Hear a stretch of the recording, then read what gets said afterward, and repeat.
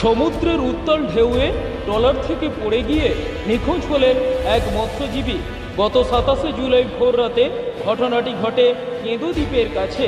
নিখোঁজ মৎস্যজীবীর নাম গোপাল মণ্ডল, সুন্দরবন উপকূল থানার ঝড়খালির বাসিন্দা। গত 26 তারিখ কুলতলির শানকিজাহান ঘাট থেকে রওনা দিয়েছিল মা অষ্টমী ট্রলারে চেপে। ট্রলারে 15 জন মৎস্যজীবী ছিলেন। ওই দিন কেঁদো দ্বীপের কাছে ইলিশ ধরছিলেন ট্রলারের মৎস্যজীবীরা। সেই সময় সাগরের উত্তাল ঢেউয়ের মাঝে ট্রলার থেকে ছিটকে পড়েন ওই মা অষ্টমী ট্রলারের মোট 4 জন মৎস্যজীবী।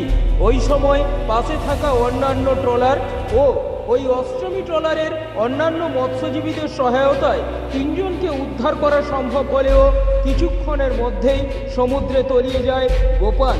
দীর্ঘক্ষণ গোপালের খোঁজে তল্লাশি চালানো হলেও তাকে উদ্ধার করতে ব্যর্থ হয় মৎস্যজীবীরা। ইতিমধ্যে মৎস্যজীবী সংগঠনের পক্ষ থেকে উপকূলরক্ষী বাহিনী ও প্রশাসনের নজরে বিষয়টি আনা হয়েছে। খবর পাওয়ার পর গভীর সমুদ্রে তল্লাশি শুরু করেছে উপকূলরক্ষী বাহিনী।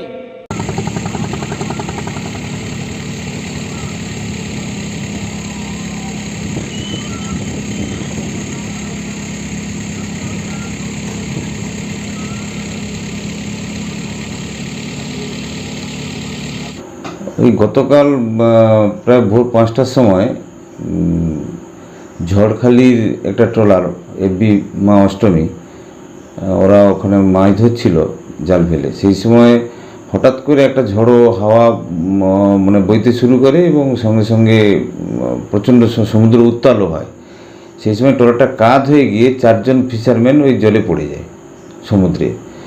তো পাশাপাশি ট্রলার এবং ওই ট্রলারের লোকজন যদিও 3 জনকে উদ্ধার করেছে, তার মধ্যে একজনকে উদ্ধার করতে পারেনি। তার নাম গোপাল মণ্ডল, বাড়ি ঝড়খালি, বয়স 46।